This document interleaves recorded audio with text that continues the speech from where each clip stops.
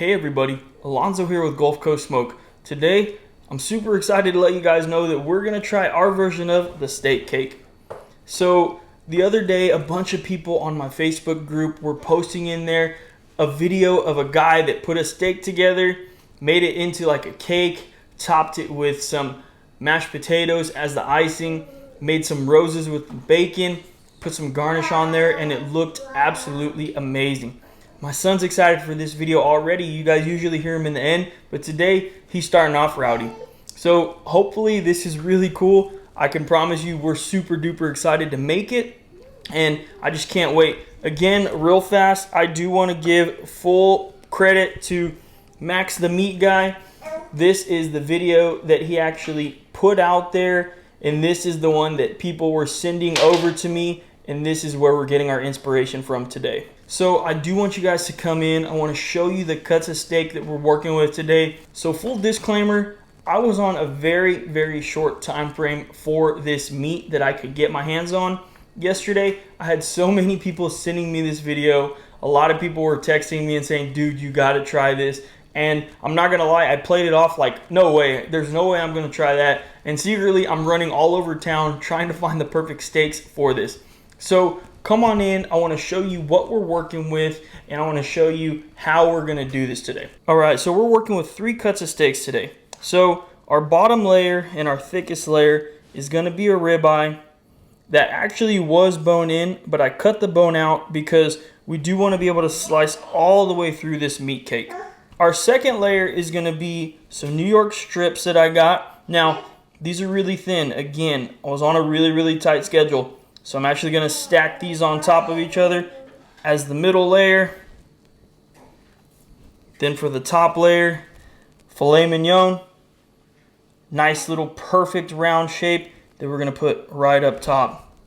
So that gives you a decent idea of what the cake's going to look like in the end. But of course, we are going to be putting some mashed potatoes over it as icing. We'll be dressing it up with some bacon roses. And we hope that this turns out really awesome. Regardless, I can tell you this much, we're gonna have fun making it, so let's get right to it. Okay, so there's a few things that we have to do to make this steak cake. We have to get the mashed potatoes ready, we have to get the bacon ready, and then of course, we have to cook these steaks. So we're gonna cook the bacon on my Traeger Ironwood 650 with B&B mesquite pellets, and we're gonna go ahead and just do the mashed potatoes on my stove. What I'll do for both of those is I'll give you some B-roll, some nice footage of us doing that, putting that together. With the bacon, I mean, it's pretty self-explanatory. What we're going to do is we're just going to roll it up, hit it with a little bit of Southern hospitality to get that nice sweet red rub. And then for the mashed potatoes, of course, we're peeling potatoes, boiling them, adding cream, adding butter, probably hit it with a little bit of all-purpose rub as well. And with the steaks, we're going to use my slow and sear 2-zone fire. We're going to go ahead and let them smoke. Then we'll sear them off in the end, cook them to 130 internal, and that's going to be perfect for this steak cake. So now let's go outside, get the fire ready, get the Traeger fired up, get into some B-roll, and then we're going to cook this. Finally, we're going to put our steak together, and then we're going to take a slice.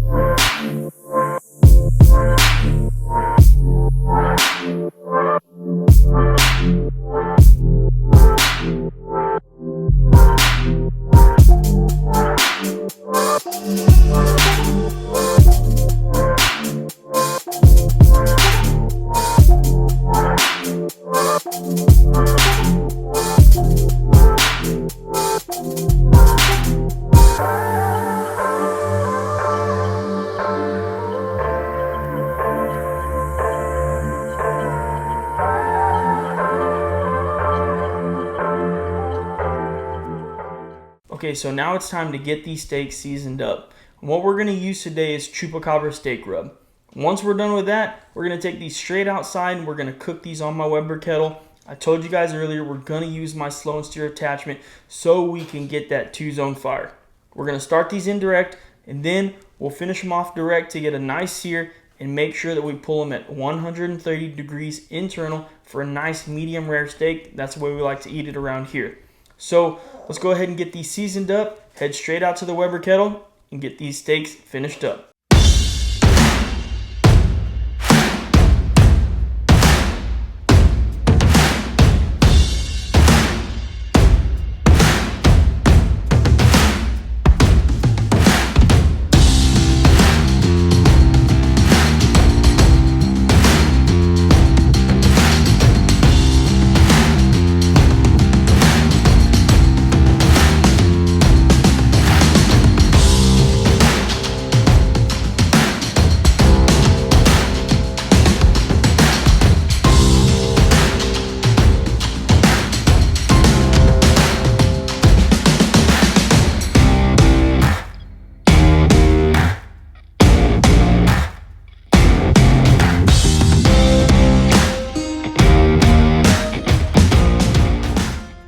Okay, so this has been a super long cook. I don't even know exactly how long it took. I'm not gonna lie to you. If you guys wanna do one of these yourself, just be ready for multiple steps. So thank you real quick to my wife. She did all the mashed potatoes. She helped me roll some of the bacon up and all that good stuff. So you're probably gonna see a little bit more of her doing stuff in this video than normal, but it really did just require it. Shout out to Max the Meat Guy for putting his video together, and it was a TikTok, so it was really short, but now I know what it took to make that TikTok that good.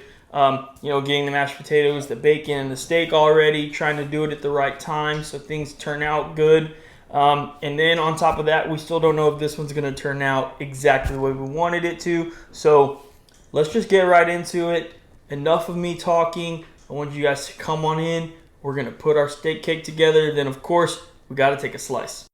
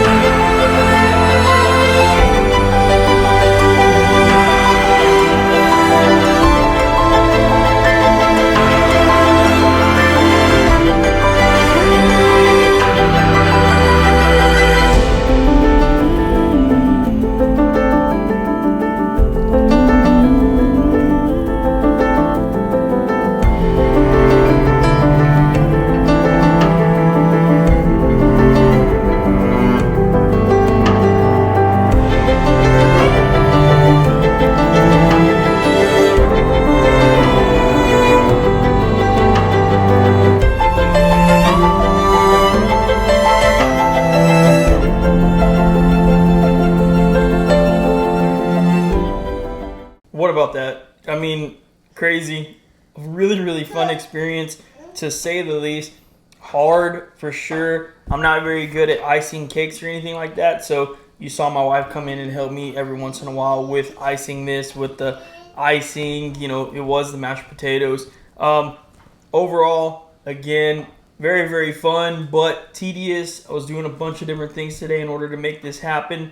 So, one more time, shout out to Max the Meat Guy for giving me this idea. It was his original content where I got the idea for this from, but we wanted to see how it turned out, and we wanted to do our own little twist on it. So let's go ahead and slice this thing open, see how we did. I really hope that it turned out good.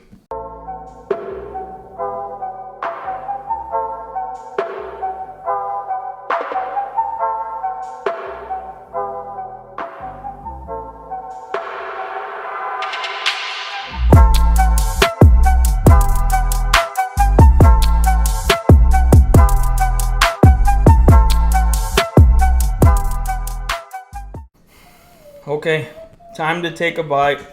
It's really hard to get slices out of this, I'm not even gonna lie, because I'm putting my fingers on top of the mashed potatoes, squishing everything down. It's not like a regular cake. Obviously, the steak is cooked really well. It's like butter, but it's not like I can just slice through with a butter knife or anything like that. But anyway, so take a look at our piece of cake here, if that's what you want to call it. You know, we got a nice icing. Obviously the cake cooked to perfection. So let's just take a bite. First on top, filet mignon.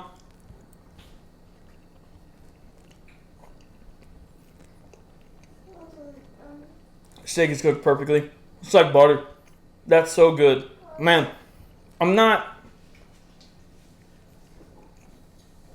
gonna lie, I'm not the hugest filet mignon guy. I prefer a nice fatty ribeye. But man, when they're cooked well, it's hard to beat. I'm not gonna lie.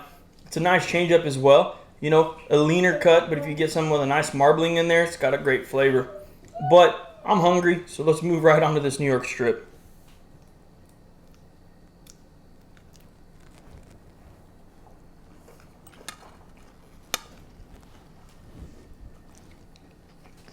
Another great steak.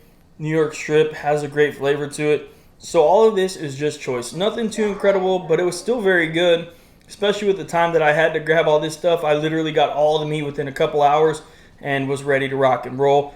But man, New York strip, very good. So the thing about those potatoes, nice, fluffy, buttery, absolutely delicious. Shout out to my wife. She actually made those. So those are very, very good. I'll actually put a little bit more of a description than I normally do, just to kind of tell you guys how she put the potatoes together. It's not going to be crazy. It's not going to be like a full ingredients list or anything like that, but just some small details on how he did it, because in this video I really only showed B-roll, or that's my plan to anyway. But down to the big mamba jamba and my favorite cut of steak, some ribeye. Let's take a quick bite.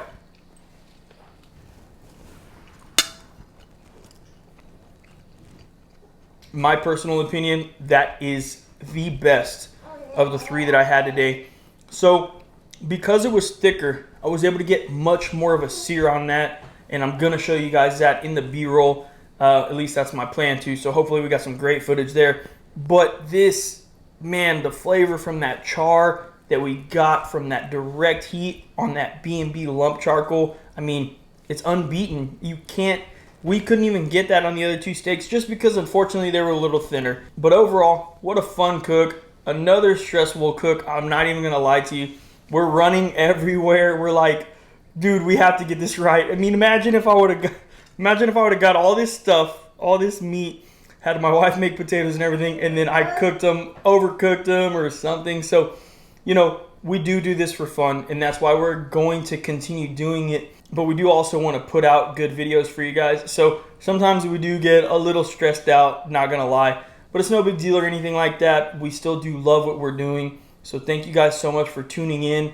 Thank you guys for giving us the confidence to try out stuff like this, for giving us a platform to try out stuff like this. YouTube, we're very creative here. I get to practice my editing skills. You know, 7 months ago, I knew nothing about editing, and now I feel like I'm getting better and better all the time. And it's just fun. I'm not the best.